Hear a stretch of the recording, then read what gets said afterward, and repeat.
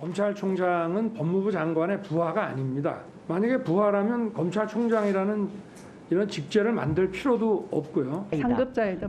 부하라는 단어는 생경합니다. 특정 사건에서 총장을 배제할 수 있는 권한이 과연 있냐? 부당한 건 저희들은 다 확실하다고 생각합니다.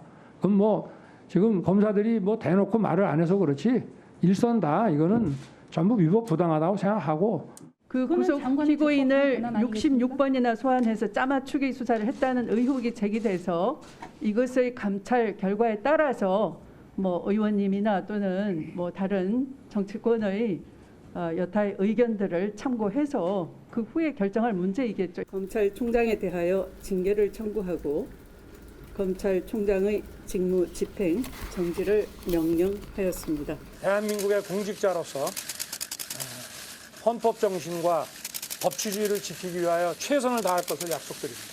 기름과 이제 여기 나오지 마시고 공익과 질서를 앞세우며 너무 날씨가 추워지니까 능력과 실질을 공상하고 제가 마음을 경애와 검찰 3의 최고 감독자인 법무부 장관으로서 오랫동안 해결하지 못한 검찰 개혁의 소명을 완수하고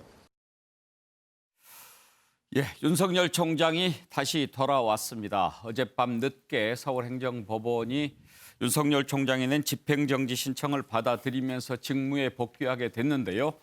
윤석열 총장 오늘 휴일인데도 불구하고 오늘 낮 12시쯤에 대검찰청에 나와서 밀린 보고를 받았습니다. 자, 앞으로 어떻게 펼쳐질지 전망을 한번 해보겠습니다. 네 분 패널 나오셨습니다. 김영주 전 국회의원, 차재원 부산 가톨릭대 특임교수, 정태근 전 국회의원, 그리고 현근택 전 더불어민주당 법률위원회 부위원장 네 분입니다. 어서 오십시오. 네, 안녕하세요. 예, 먼저 어젯밤 늦게 나온 행정법원의 판결 내용부터 좀 짚어보죠. 현근택 변호사 어제 두 차례에 걸쳐서 신문하고 네. 1시간 했지 않습니까? 그러면서 오늘 중으로 결론 내리겠다 이런 얘기를 했을 때 뭔가 좀 마음속으로 정해졌구나 그런 느낌이 들었거든요. 그러니까 통상적으로 신문기를 열고 자료를 내라고 하면요. 보통 이 판사님이 어떻게 얘기했냐면 이제 본안 심리까지 하겠다 그랬거든요. 그래서 대부분 뭐 다음 주 월요일 정도, 28일 정도 하겠다 생각했는데 그날 신문을 마치고 그날 결론 내겠다 했을 때 좀 이게 인용될 수도 있겠다는 생각을 했고 그다음에는 솔직히 말씀드리면 요거는 이제 뭐 제 개인적인 생각인데 판결문이나 보도 자료는 미리 다 써놓은 게 아닌가. 왜냐하면 사실은 그날 심리하고 그걸 다 받아서 정리한 다음에 쓰려면 몇 시간 걸리거든요. 자료라든지. 그래서 제 개인적으로 봤을 때는 지난번 1차 신문을 하고 어느 정도 뭐 판결문이라든지 보도 자료는 어느 정도 정리해 놓고 약간 가감하는 정도만 했을 것 같아요. 안 그랬으면 제가 보기에 왜냐하면 우리가 대충 알지만 이제 구속영장 청구할 때도 한 장짜리 쓰거든요. 한 장짜리도 사실은 다음날 아침 정도 나오는데 보도 자료만 해도 한 20-30페이지 판결문은 더 될 거거든요. 그래서 저는 아마 이 1차 신문하고 결론을 어느 정도 내려놓은 게 아닌가. 개인적인 생각입니다. 만약에 지금 말씀하신 대로 1차 신문에서 어느 정도 결론을 내렸다고 한다면 행정법원에서 2차 신문을 또 하자고 했던 이유는 뭐라고 봐야 될까요? 그러니까 그도 그게 의문인데 사실은 이제 보통은 아주 간단한 거는 신문 기일도 안 열어요. 우리들에서 광화문 집회 이런 건 신문 기일도 안 열었거든요. 그다음에 좀 중요하게 이게 직을 해직하거나 면직하거나 이럴 때는 여는데 두 번 열 때 법원에서 뭐라 그랬냐면 본안에까지 살펴보겠다. 본안이라는 거는 어떤 그 징계위의 절차적인 문제나 아니면 징계가 과하냐 안 하냐 2개월 정직 2개월이 이제 그걸 살펴보겠다고 한 건데 지금 이제 보도 자료 나온 거 보면 사실 이제 중요했던 뭐 사찰 문건 판사 사찰에 대한 문건이나 아니면 그다음에 뭐 채널 A 수사 방해 감찰 방해는 또 본안으로 밀어놨어요. 판단 안 하고 정확하게 보류해놨더라고요. 그러면 사실은 두 번째 기일을 왜 열었는가? 제가 보기에는 조금 의문이에요. 사실은 이렇게 만약에 본안 판단까지 보통은 이렇게 많이 합니다. 보통 이런 거는 다툴 여지가 있고 이런 건 다툴 여지가 있어서 이거는 본안에서 받아봐야 되겠다 이렇게 얘기하면 한 번만 해도 됐을 텐데. 예. 그러니까 아마 제가 보기에는 좀 서로 양측의 의견을 들어본다 뭐 정도지. 신중하게 하는 인상을 줄 예, 그 수도 정도였던 것 있었고요. 같아요. 제가 보기에 아마 본격적으로 본안 심리를 하고 2차 심리까지 했으면 그렇게 빨리 제가 보기에 판결 나오긴 쉽지 않았을 것 같다. 개인적으로는 그렇게 생각합니다. 궁금한 것 한 가지만 더 여쭤보겠습니다. 이번에 가처분 신청을 인용해 준 그 재판부가 본안 심리도 같이 하게 된다면서요? 네네. 그 홍순욱 부장판사가. 네네. 그러면은 결과가 좀 달라질 가능성이 낮다 이렇게 봐야 되지 근데 않나요? 변수가 있습니다. 보통 법원 인사가 있거든요. 물론 이분이 완지 2년 된지 모르겠는데 보통은 이제 검찰은 1년마다 바꾸고 법원은 한 2년마다 바꾸는데 모르겠어요. 언제 왔는지 모르겠는데 인사가 보통 1, 2월에 있거든요. 그래서 인사로 바뀔 수도 있고 또 그 지금 중요한 이제 판사 문건이나 채널A 감찰 부분이나 이런 거는 다 보류를 해놨어요. 본안에서 좀 다퉈볼 여지가 있다 이래가지고 제가 보기에 좀 더 들어봐야 되겠다라는 거라서 1차적으로는 일단 인사 부분이 있고 그다음에 뭐 본안 판단하겠다고 했지만 좀 보류해 놓은 게 있어서 꼭 뭐 동일하게 갈 것 같지는 않습니다. 본안 재판 심리 들어갔을 때 재판이 대체로 막 정해진 것은 아니지만 시간이 어느 정도 걸립니까? 보통 저희들이 그렇게 물어보면 보통 뭐 한 6개월에서 1년 정도 얘기하거든요. 근데 6개월에서 1년. 지금 윤석열 총장 임기가 한 7개월 남았나요? 그렇죠. 그러니까 7개월 남았는데 6개월 내지 1년이고. 임기 내에는 안 끝날 가능성이 많아요. 왜 그러냐면 지금 아마 양측에서 이번에도 이제 징계위에도 증인 여러 번 신청했는데 안 나온 분들이 있었거든요. 예. 근데 대부분 이제 현직에 있는 검사들이거나 뭐 검사장이거나 이런 분들이에요. 이런 분들이 지금 저 사법 탄핵 그 재판도 보면 양승태 전 대법원장 보면 재판이 굉장히 오래 가고 있거든요. 그 대부분 증인들이 바로바로 나오지는 않아요. 현직에 있는 분들은 또 나가는 게 가능하면 안 나오고 싶고. 예. 근데 이번에 만약에 본안 다투면은 다 아마 현직 검사나 아니면 현직 뭐 검사장이나 이런 분들이 될 거예요. 양측에서 신청하면. 제가 보기에는 재판이 1년 이상 갈 수도 있다. 1심에서. 그러면 사실상 이제 정직, 직무 정지는 무효화됐다, 끝났다 이렇게 볼 수 있겠네요. 거의 물론 이제 변수는 뭐 이제 법무부에서 즉시항고라는 걸 할 수 있는데요. 그것도 아마 그럼 서울 고법으로 갈 텐데 바로 결론을 잘 안 내리거든요. 조금 시간을 갈 수 있어서 제가 보기에 아마 이 윤석열 총장 임기 전에 뭐 다른 본안 판단이 끝날 가능성은 1심 판결이 나올 가능성은 높지 않다라고 봅니다. 대통령이 사과까지 했는데 법무부가 즉시 항고할까요? 근데 그거는 또 안 할 수는 없을 거예요. 왜냐하면 이게 법적인 절차라서 지난번에 직무배제 집행정지도 했거든요. 그리고 뭐 예를 들어서 여기서 그냥 말아버리면 사실 본안 다투는 의미가 별로 없어요. 없기 때문에 제가 보기에는 뭐 그것이 어떤 정치적인 판단은 아닌 것 같고요. 왜냐하면 집행정지 자체로 지금 어찌 보면 거의 끝나버리는 사건이기 때문에 제가 보기에 즉시를 항고도 하고 또 본안에서 다투는 게 제가 보기엔 법적으로는 맞는 것 같습니다. 정태근 의원은 어떻게 전망하세요? 본안 소송 관련해서는 일단 홍순욱 부장판사가 안 할 가능성이 높습니다. 왜냐하면 이 홍 판사가 이 지금 그 행정법원에 서울 행정법원에 온 지가 지금 3년 됐습니다. 아, 3년 됐나요? 그래서 이번에 그 교체가 되는 건 불가피하다고 보여지고요. 대상이 되겠군요. 예, 그렇습니다. 다만 이제 지금 즉시항고를 법무부에서 한다고 그러는데 저는 사실은 뭐 징계 치하를 하는 게 맞다고 봐야 되죠. 이 정도 상황이라고 보면 본인들이 낸 6가지 이유, 또 나중에 이제 징계 심사할 때는 8가지였는데 그중에 2개 정도가 다툼의 여지가 있다라는 판단이었기 때문에 취하는 게 맞는데 아마 이제 즉시상고를 하게 되면 서울 고법에 가겠죠. 고법에 가는데 아마 서류 받고 막 이렇게 하는 데만 해도 가처분만 하더라도 한 달 이상 걸릴 그 즉시항고에 대한 소송을 하는 것만 해도 한 달 이상 시간이 지체될 거예요. 예. 그래서 아마 사실상 그 윤 총장에 대한 징계 효력은 이걸로 끝난 것이 아닌가 예. 그렇게 봐야 될 것 같습니다. 그렇죠. 차지영 교수, 이제 징계와 관련된 부분은 일단락됐다 이렇게 봐야 하지 않을까요? 예, 뭐 사실상 뭐 지금 그러니까 윤 총장에 대한 징계는 앞서 뭐 말씀하셨지만 본안 소송 자체가 윤 총장의 임기 내에 끝날 가능성이 상당히 어렵지 않습니까? 그렇다고 한다면 그 뭐 일단 윤 총장에 대한 징계 넘어갈 물 건너갈 것이라는 생각이 듭니다. 앞서 뭐 항고 서울고법에 뭐 지금 항고 이야기도 나옵니다만 그거 자체도 상당히 결정 자체 시간이 걸릴 수밖에 없는 상황이기 때문에 결국은 뭐 윤석열 총장의 임기는 뭐 무난하게 아마 지켜지지 않을까 하는 생각인데 문제는 뭐 지금 정부 일부 여당에서 이야기하는 것 자체가 상당히 그 지금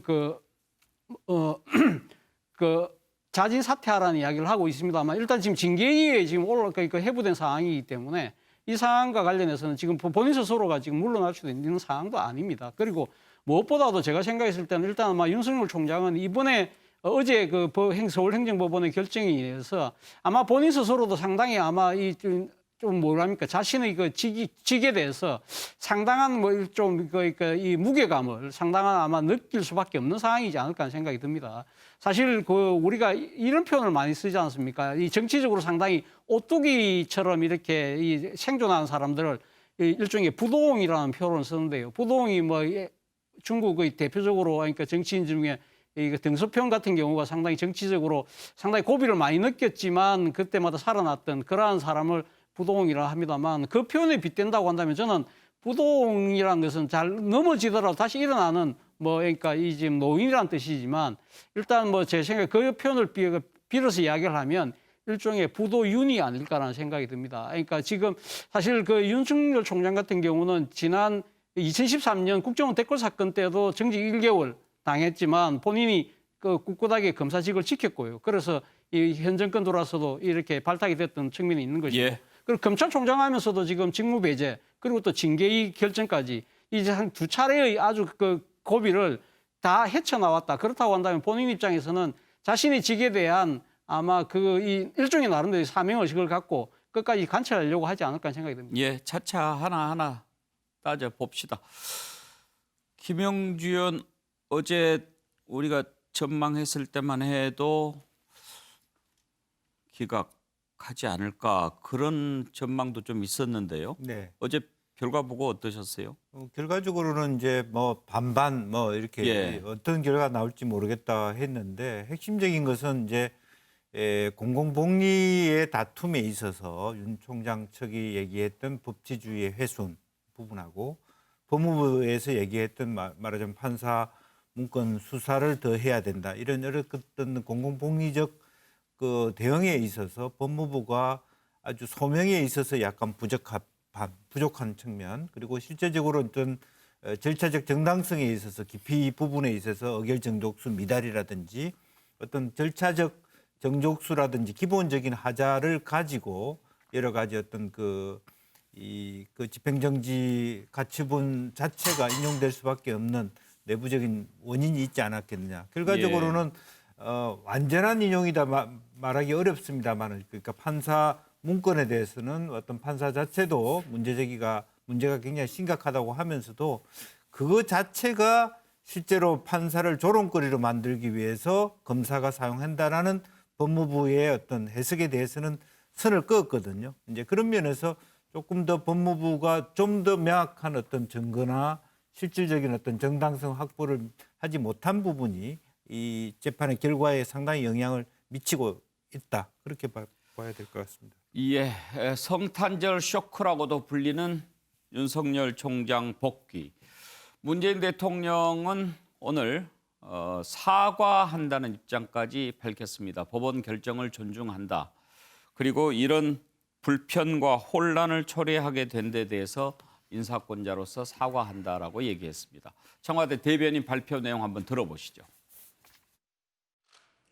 문재인 대통령은 검찰총장 직무 복귀와 관련 법원의 결정을 존중한다고 말했습니다.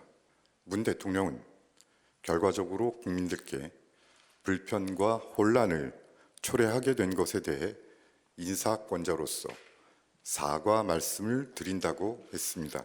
대통령은 법원의 판단에 유념하여 검찰도 공정하고 절제된 검찰권 행사에 대해 성찰하는 계기가 되길 바란다고 했습니다. 특히 범죄정보 외의 개인정보를 수집하거나 사찰한다는 논란이 더 이상 일지 않도록 하기 바란다고 대통령은 강조했습니다. 문재인 대통령은 법무부와 검찰은 안정적인 협조 관계를 통해 검찰 개혁과 수사권 개혁 등의 후속 조치를 차질 없이 추진해 나가야 할 것이라고 당부했습니다. 예, 문재인 대통령이 즉각 이렇게 사과를 했습니다만 국민의힘은 대통령의 사과에도 불구하고 비판적인 입장을 보였습니다. 국민의힘 대변인 발표 들어보시죠. 문재인 대통령의 사과, 지금이라도 다행이라고 생각합니다. 다만 아전인수식 사과로 비춰져서 국민은 혼란스럽습니다. 인사권자로서 사과란 무슨 뜻입니까? 시대가 부여한 임무를 완수했다는 추미애 장관에 대한 마음의 빚입니까? 아니면 대통령의 말을 믿고 살아있는 권력을 수사한 윤석열 총장에 대한 분노입니까?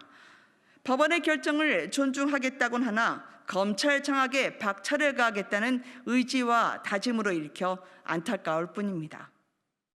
정태근 의원께 먼저 물어볼까요? 대통령이 사과했는데 왜 국민의힘 대변인은 저렇게 얘기를 했을까요? 저도 저렇게 생각합니다. 아, 인사권자로서 사과를 하신다고 그랬는데요. 대통령은 국정의 최종 책임자예요.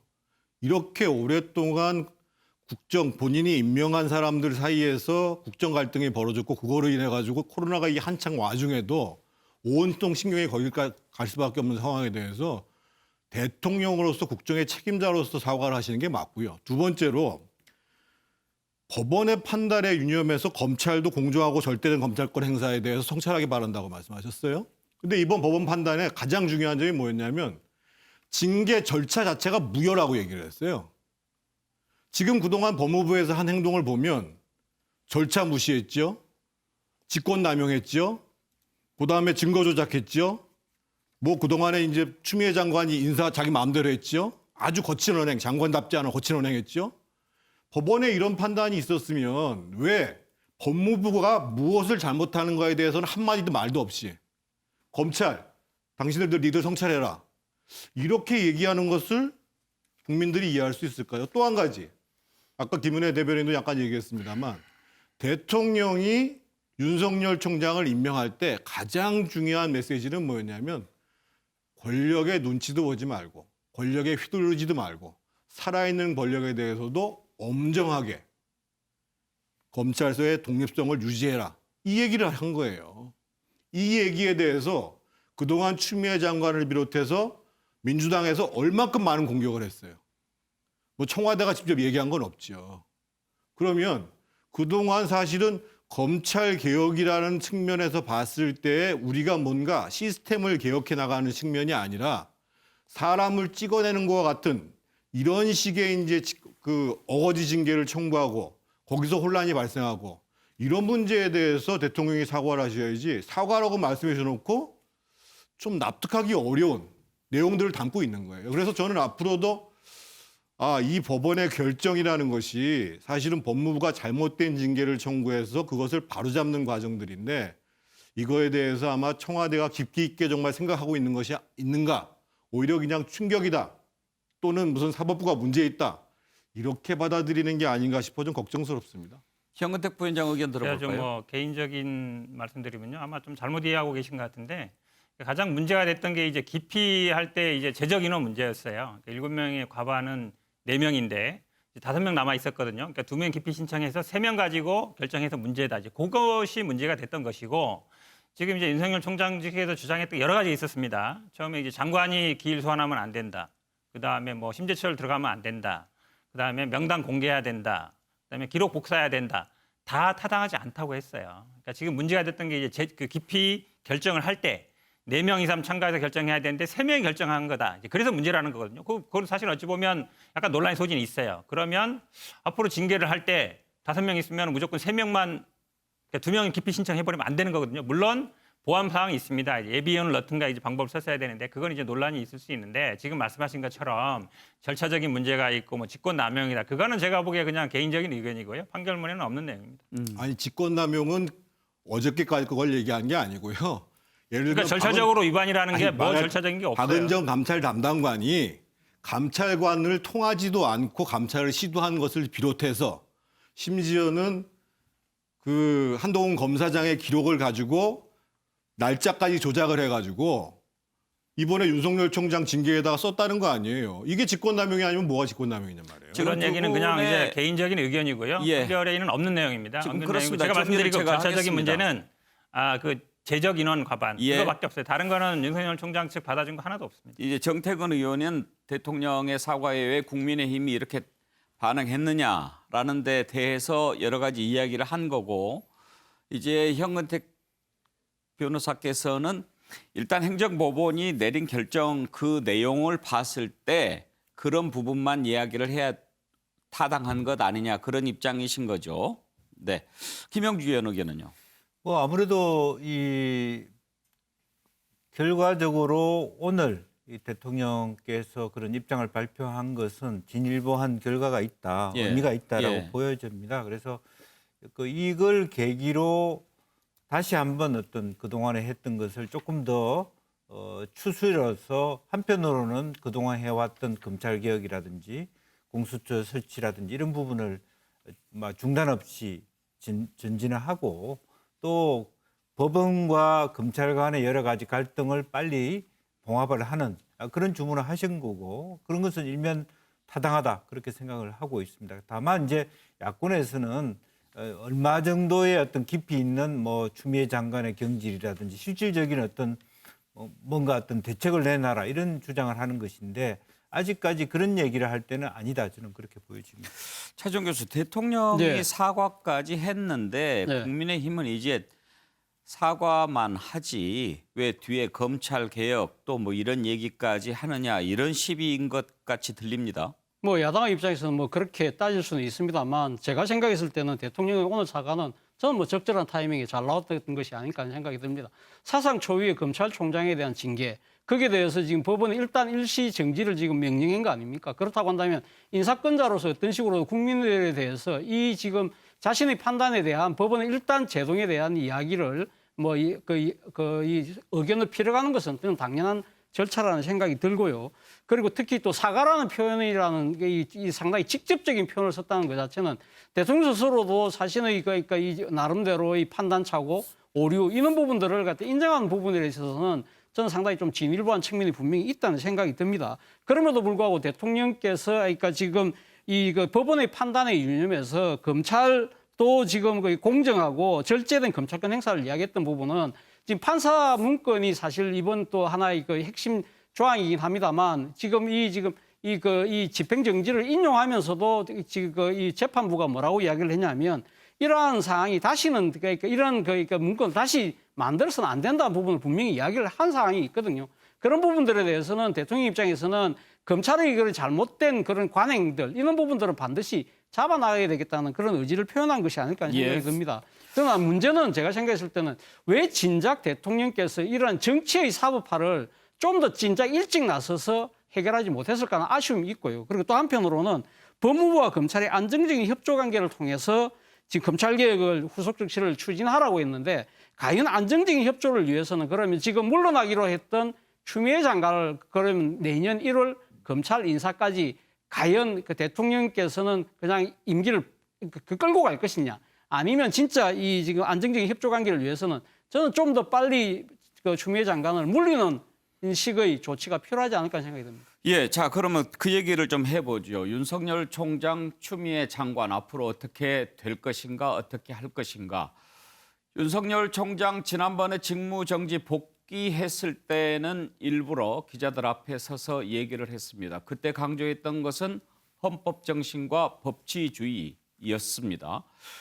오늘은 기자들 앞에 서지 않고 곧바로 차를 타고 지하 주차장으로 들어가서 기자들 만나지 않았습니다. 그렇지만 어제 곧바로 입장을 밝혔습니다. 어제 밝힌 입장을 보면 헌법 정신 법치주의의 한 가지가 더 들어갔습니다. 상식이었습니다. 이것은 무엇을 의미하는 걸까요? 이 부분 한번 짚어보고 싶습니다. 정태근 의원께 한번 물어보죠. 상식을 집어넣은 이유는 뭐를 겨냥한 거라고 읽으셨나요?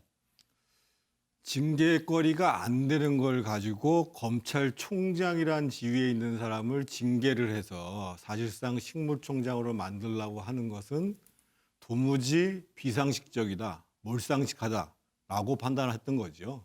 그러니까 여러 가지 뭐 윤석열 총장 본인에 대해서 여권이나 법무부 쪽에서 불편함을 느낄 수도 있겠습니다만 어떻든 그 문제를 시정해 나가는 부분들은 굳이 나선다고 한다면 사실은 대통령께서 따로 얘기를 하시든지 해야 될 문제지 이 문제를 가지고 징계라는 것 그리고 징계의 내용이라는 것도 아까도 말씀드렸습니다만 8개 중에 2개 정도가 그나마 다툼의 여지가 있다라는 이런 내용들을 가지고 처음에 직무를 정지시켰단 말이에요.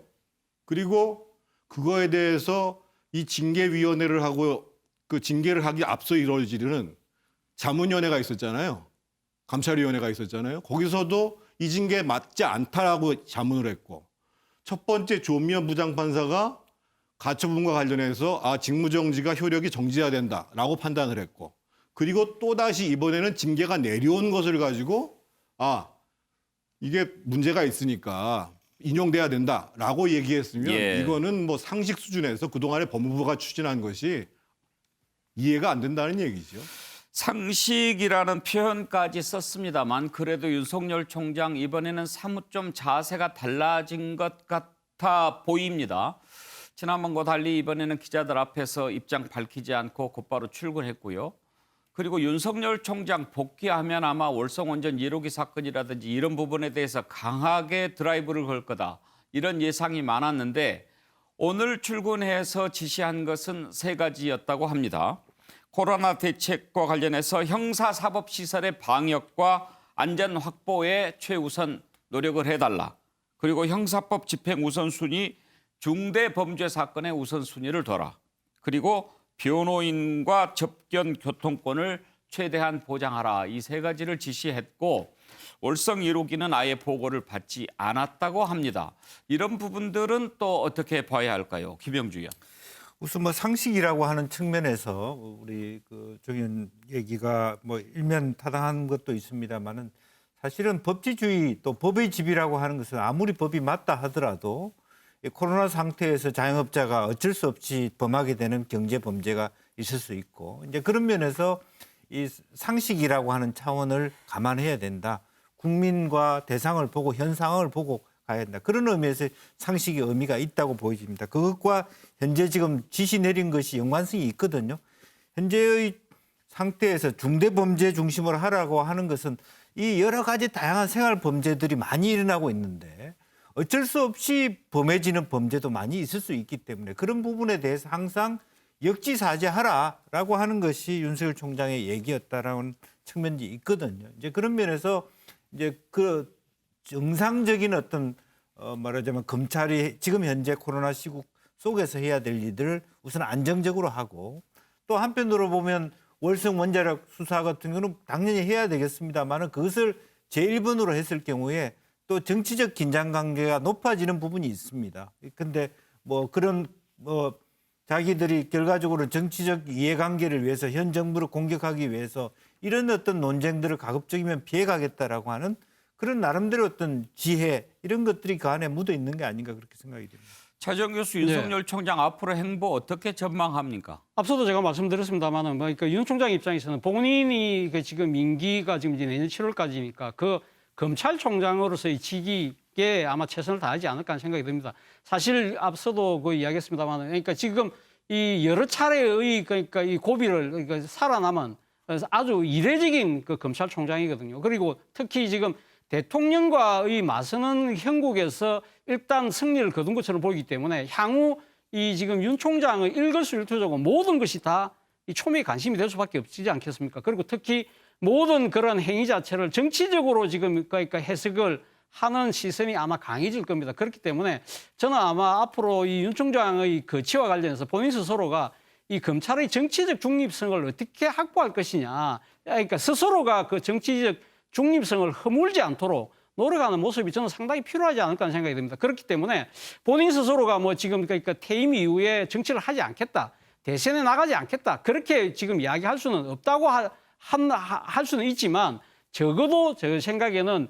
이 차기 대선 여론조사 그러니까 여론조사 과정에서 자신의 이름은 분명하게 빼달라고 강하게 이야기할 필요는 있지 않을까 생각이 듭니다. 차정 교수 보시기에 임기 지킬 것 같습니까? 일부에서는 이제 명예를 회복했으니까 지금이 스스로 물러날 때가 아니냐 이런 얘기도 하거든요. 본인 스스로가 그 이번 이번 법원의 그 결과를 보고 한 이야기가 헌법 정신과 법치주의거든요. 그러니까 지금 검찰청법에 그러니까 검찰총장의 임기가 2년으로 딱 못이 박혀 있다고 한다면 본인의 지금 그러니까 이 여러 가지 정치적인 그 변수들 때문에 스스로 관두는 일은 없을 것이다. 그리고 또 무엇보다도 지금은 일단은 지금 징계 지금 살아 있다는 겁니다. 이 본안 소송이 지금 진행되고 있기 때문에 그렇기 때문에 본인 스스로가 지금 물러나고 싶어도 물러날 수 없다. 그렇다고 한다면 말 그대로 법치주의자이니까 윤석열 총장 입장에서는 다른 선택의 여지는 없다는 것이 제 판단입니다. 현근택 부위원장은 어떻게 전망하십니까?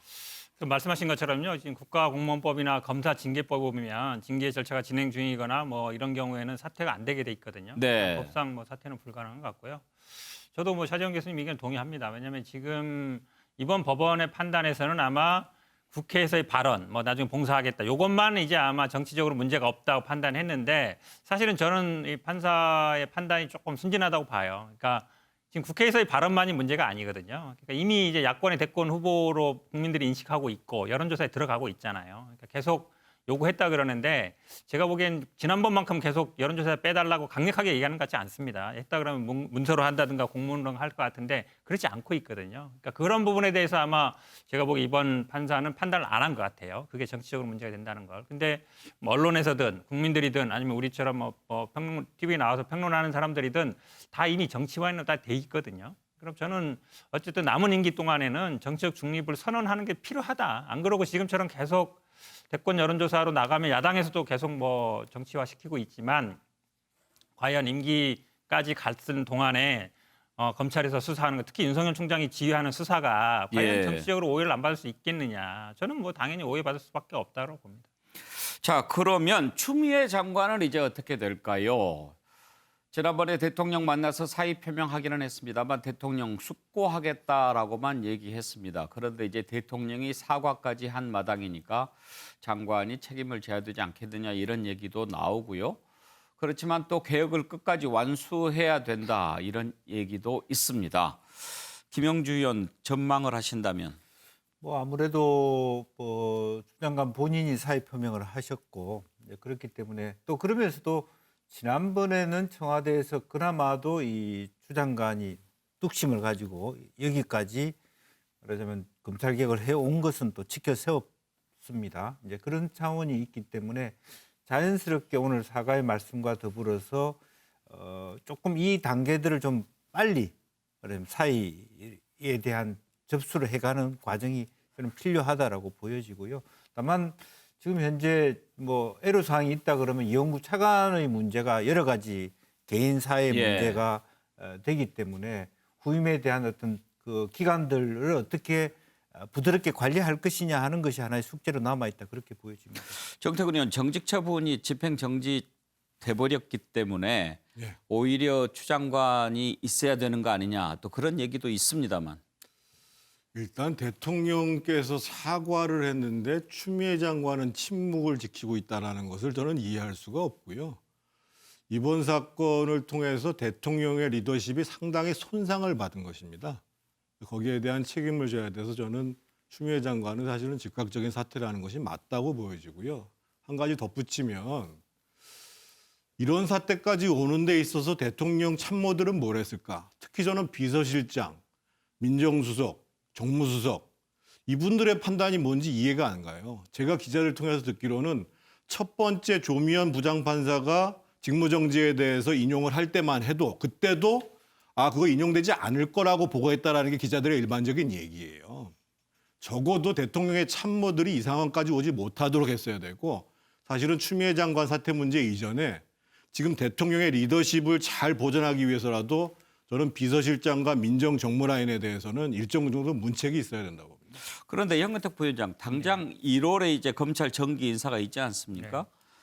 추미애 장관이 그대로 있으면 추미애 장관이 1월 인사를 하게 될 거고 만약에 추미애 장관이 사퇴를 해버리면 새로 장관 후보자 청문회까지 있고 그러면 결국은 장관이 인사에 제대로 개입을 못하는 상황이 올 수도 있어요. 그러니까 보통 이제 절차가 아시겠지만 결국 법무부 장관이 검찰총장의 의견을 들어서 제청하고 청와대 대통령이 인사를 하는 거거든요. 예. 대통령이 인사를 하는 건데 그렇게 되면 예를 들어서 사퇴를 한다 그러면 이제 이용구 차관이 하게 되는데 아마 그럼 더 말이 나오겠죠. 그러니까 제가 보기에는 아마 1월엔 정기 인사거든요. 매년 하는 인사입니다. 그러니까 정기 인사는 할 수밖에 없다. 안 그러면 말씀하신 것처럼 인사청문회 거치고 장관 지명하더라도 임명까지는 시간이 걸리거든요. 그러면 이제 안 되는 거죠. 근데 대부분 원래 법상 보면은 인사하기 열흘 전까지는 얘기해 주게 돼 있습니다. 그래야만이 검사들도 자기 어디 갈지 알 수 있으니까요. 그리고 애들 뭐 이사 가는 사람도 있고 그러니까 제가 보기에는 아마 루틴하게 하는 거기 때문에 1월 인사까지는 갈 가능성이 많다고. 추 장관이 인사까지는 하고 갈 거다. 안 하고 되면 오히려 더 논란이 되지 않을까. 왜냐하면 예. 이제 이용구 차관이 하게 되는데 그럼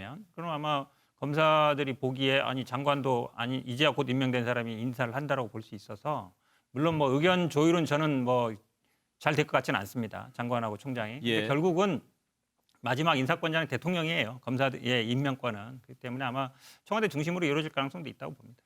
그렇지만 말이죠. 만약에 차정 교수 네.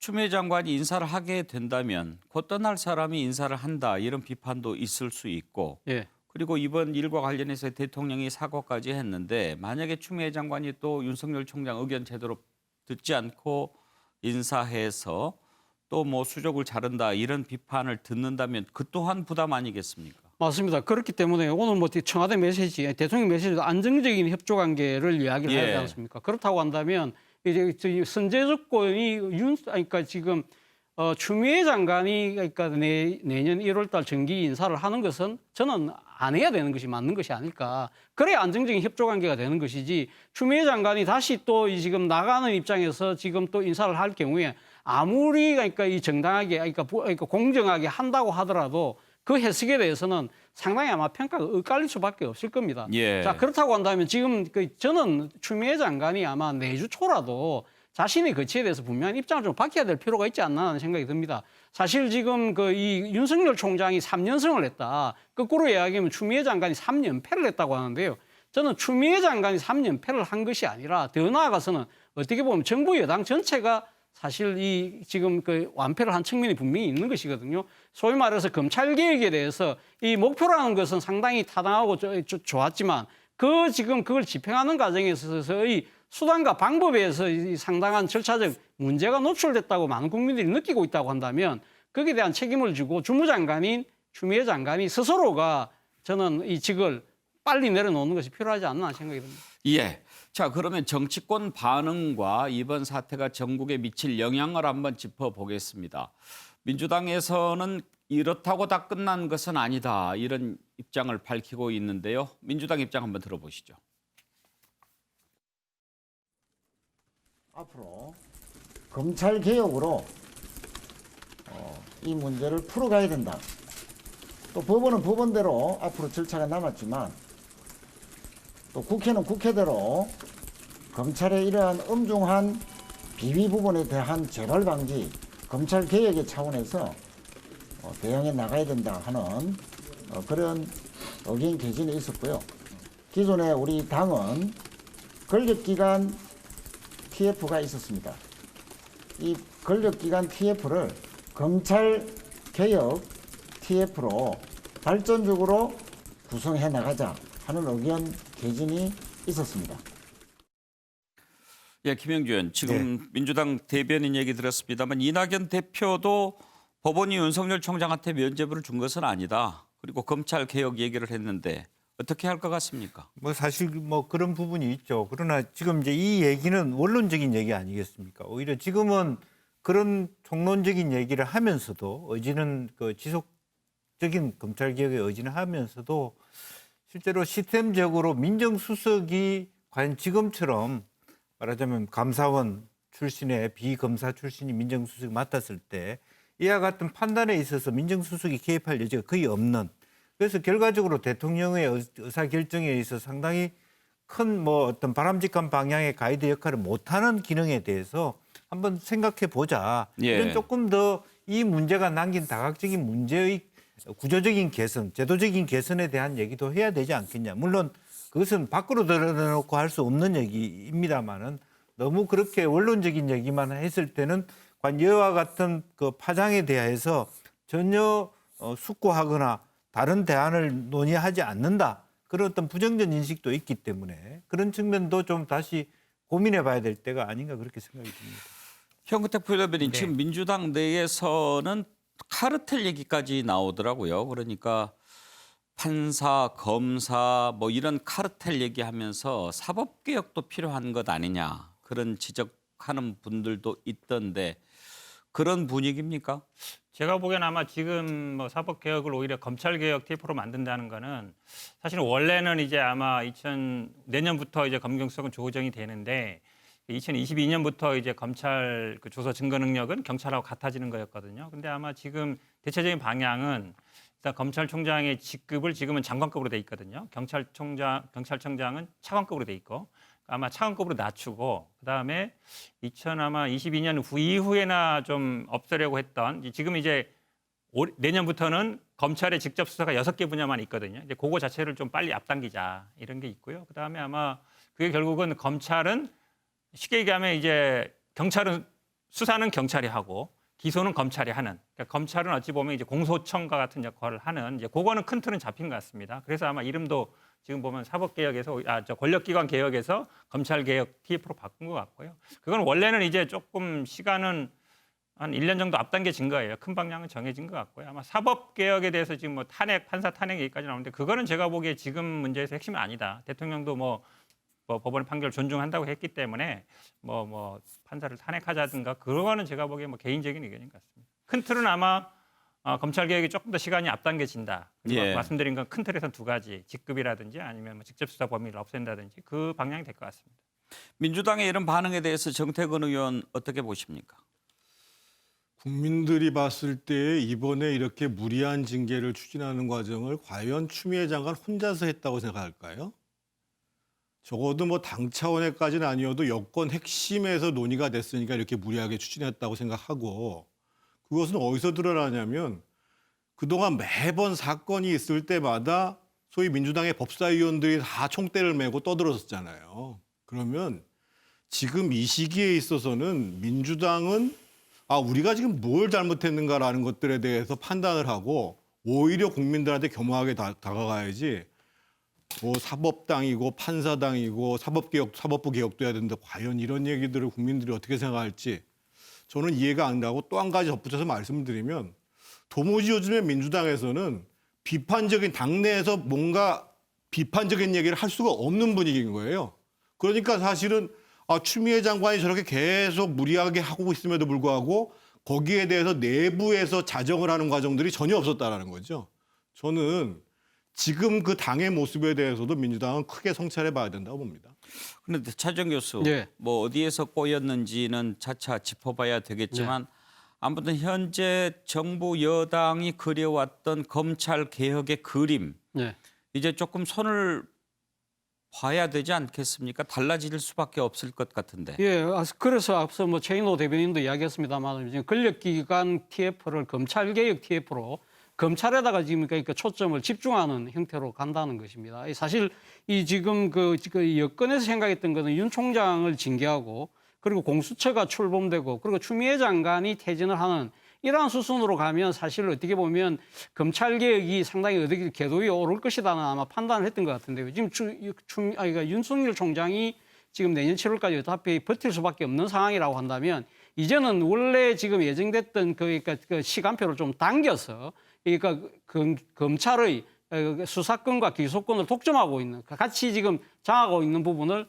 확실하게 좀 분리하자는 그러한 그 속도감을 내는 식으로 해서 검찰의 힘을 빼는 쪽으로 아마 초점이 모아지고 있는 것 같습니다. 과연 문제는 이러한 그러니까 검찰의 그러니까 이 수사권을 완전히 지금 박탈한 부분에 대해서 국민적 공감대는 어느 정도 모아져 있지만 이런 식으로 속도가 이렇게 빨리 진행되는 데 대해서 과연 국민 여론이 얼마만큼 동의를 할지 이거는 앞으로 지켜봐야 될 대목일 것 같습니다. 김영조 이제 이런 상황에서 대통령이 이제 사과까지 했고 대체로 이런 경우에는 이제 국정 수습 방안 같은 거 생각하게 되지 않겠습니까? 그럴 때 가장 이제 먼저 생각해 볼 수 있는 카드가 폭넓은 개각 여론을 수렴하는. 지금 이제 뭐 몇몇 장관들에 대한 청문회가 끝났지만 또 2차 개각이 있다고 했는데 혹시 개각을 통한 전국 수습이라든지 이럴 가능성은 어떻게 보십니까? 저는 이제 그런 것들이 그동안에 우리가 생각해 볼 수 있는 아니었는데 이제 가령 이제 국토부 장관 변창흠 후보에 대한 국민들의 반응 자체가 이 개각이라고 하는 건 국면 전환용 기존의 부분들이 잘 안 된 것을 인정하면서 다른 대안을 제시하는 건데 기존의 사람만 바뀌었지 기존에 대한 그 정책들을 그대로 유지하겠다는 의지로 읽겠다면 아무리 대단히의 큰 개각이 있다 하더라도 결국에는 야권은 똑같이 해전문 혹은 코드형 개각이다, 보여주는 개각이다 이렇게 얘기를 할 가능성이 많기 때문에 정말 이참에 국면 전환이 필요하다라면 다시 한번 좀 그런 차원에서 당편 개혁을 전제로 하는 예. 인적 쇄신을 전제로 하는 그런 의미에서 개각을 준비하지 않는 한 사람만 바꾸는 어떤 똑같은 코드 현사적인 전형은 별 효과가 없을 것이다. 그래서 조금 더 그런 부분에 대해서 그동안 해왔던 것을 국면 전환하겠다라고 하는 그런 그 시그널을 국민한테 보내주는 예. 것이 훨씬 더 중요한 과제가 되고 있다고 보입니다. 예, 개각 얘기가 나왔는데 변창흠 국토교통부 장관 후보자 어떻게 될 것인지도 관심을 모읍니다. 이 부분 짚어보겠습니다. 민주당이 변창흠 후보자에 대한 청문 보고서 채택을 연기했습니다. 일단 적격 판정을 내렸지만 보고서 채택을 하지 않은 겁니다. 여론 추이를 좀 보겠다는 걸까요? 관련된 녹취 들어봅니다.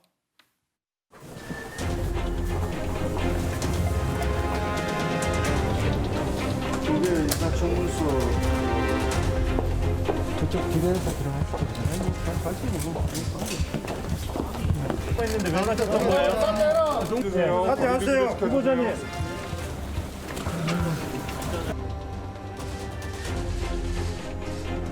제 발언으로 인해 마음의 상처를 입으신 모든 분들께 진심으로 사죄드립니다. 마음에 큰 상처를 드린 점에 대해서 진심으로 사과해요. 김금은 어머님 육성을 통해서 한번 들어보겠습니다. 우리 아이가 잘못한 게 아니라 엄마가 정말 정말 밝히고 싶어요. 정말. 김군이 실수로 죽었습니까? 아닙니다. 네. 진심으로 사과의 말씀 드립니다. 이제 그런 사과 갖고는 안 될 겁니다. 우리나라 문화는 아침을 서로 모르는 사람하고 먹질 않는다. 특히 여성인 경우에 이제 화장이라든지 이런 것들 때문에 아침을 같이 먹는 건 아주 조심스러운데 여성에 대한 편견을 조장할 수 있는 그런 우려가 있는 여러분들께 진심으로 사과의 말씀 다시 한번 드리고 혹시 오늘 청문회 과정에서 제 부주의나 당은 청문회 과정과 국민들의 뜻을 종합해서 변창흠 국토부 장관 후보자에 대해 부적격하다고 판단했습니다. 변창흠 후보자의 정책과 전문성에 대한 긍정적인 평가에도 불구하고 최종적으로 부적격 판단을 내린 것은 국민의 공분을 불러일으킨 그의 발언이 단순한 말실수라고 보기 어렵기 때문입니다. 차정 교수, 예. 이제 정의당이 부적격 판단을 했잖아요. 네. 이른바 이제 정의당 데스노트 네. 유명한데 정의당 데스노트에 올라서 살아남았던 후보자가 있었나요? 거의 없었죠. 근데 지금 사실 정의당 입장에서는 이번에는 데스노트라는 표현을 쓰지 않았습니다. 그러니까 예. 과거 20대 그 국회 상황에서는 상당히 그때만 하더라도 민주당이 일당이긴 하지만 과반 의석을 갖고 있지 못했기 때문에 정의당의 의사 자체가 상당히 캐스팅 보트의 역할을 했지만 이번은 지금 21대 국회는 지금 180석에 가까운 지금 의석을 갖고 있기 때문에 정의당 입장에서는 자신들이 임명하라 말하고 판단해봤자 그것이 정치적인 아무런 영향이 없기 때문에 자신들의 입장만 밝힌다고 이야기를 했기 때문에 과거의 그 데스노트하고는 조금은 경우의 예. 차이가 있지 않나 생각이 듭니다. 혁은택 부위원장, 민주당이 지금 연기한 이유 뭐라고 봐야 할까요?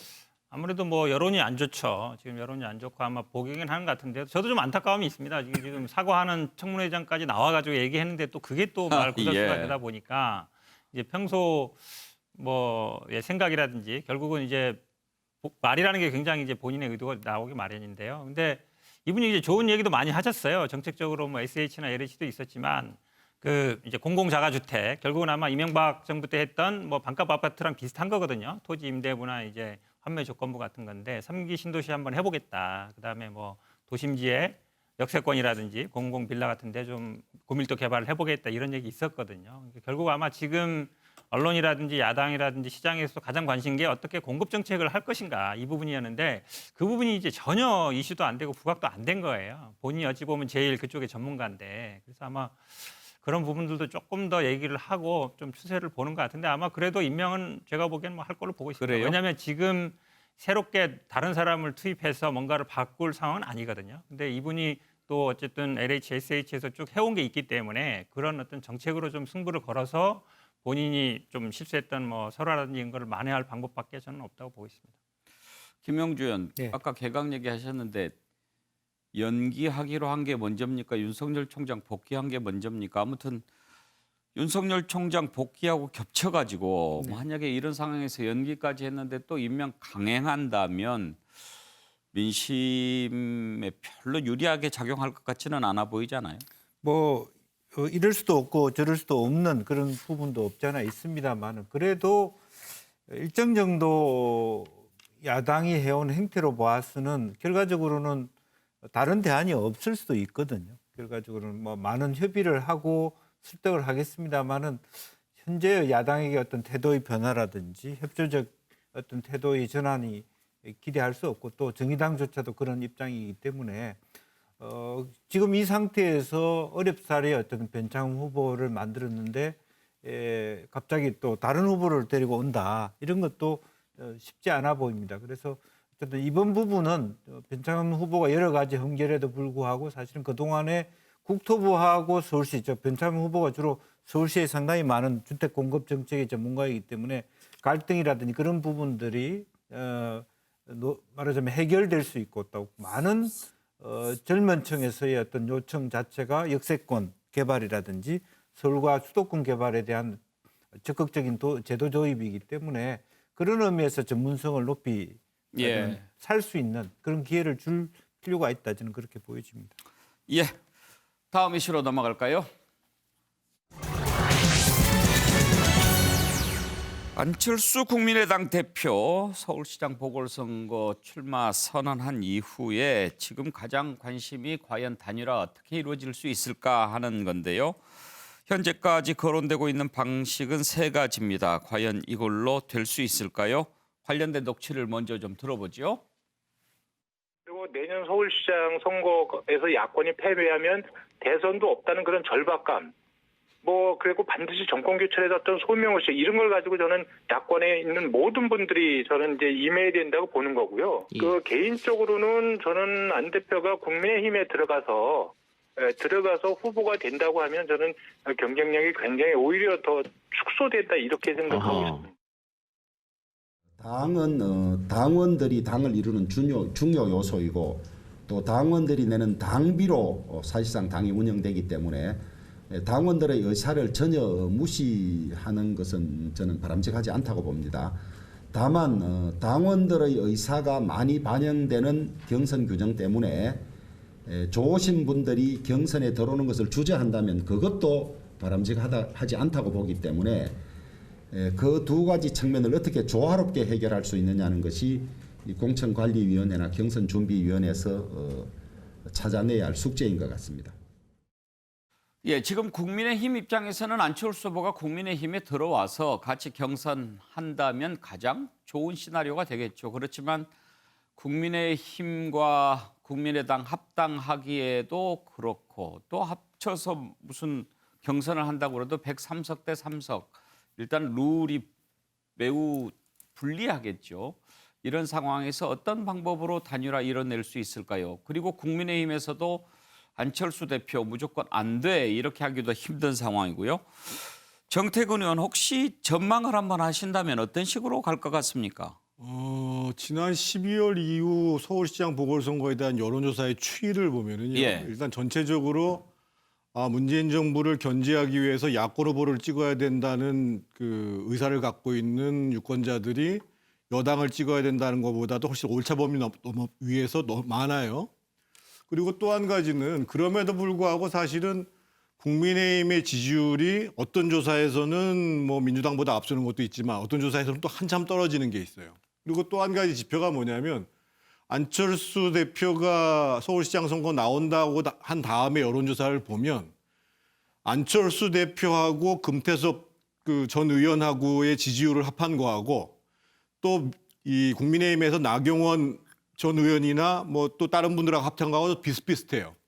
그러면 결론적으로 어떤 얘기가 나오냐면 야권에 있어서의 승리의 가능성을 최대한 높이는 방안은 국민의힘을 지지하는 유권자뿐만 아니라 소위 그런 중도층에 있는 소위 정권 심판적 의지를 갖고 있는 유권자들 표를 다 긁어 모아야 된다. 이렇게 판단하는 것이고 그래서 저는 현실적인 방법은 금태섭 후보하고 안철수 후보하고 경선을 해서 예. 둘 중에 하나가 결정이 나고 그리고 지금 현재 국민의힘 내부에서 경선을 해서 하나의 후보가 결정이 나서 이 두 사람이 최종적으로 최종 경선을 하는 방식이 예. 오히려 흥행성도 높일 수 있을 뿐만 아니라 야권에서 바라고 있는 최대 결집 효과를 가져올 수 있는 것이 아닌가. 예. 그래서 무조건 지금 당에서 들어와서 경선을 해라. 의석수가 많으니까. 이거는 제가 봤을 때 금태섭이나 안철수 두 후보가 받아들이기도 어렵고 효과적 측면에서도 그렇게 썩 좋지 않다고 보여집니다. 최종 교수 예. 가능성은 있다고 보십니까? 뭐 저는 뭐 충분히 가능성이 있지 않나는 생각이 듭니다. 결국 선거에서의 가장 중요한 것은 당선을 어떻게 하면 할 수 있느냐의 부분 아니겠습니까?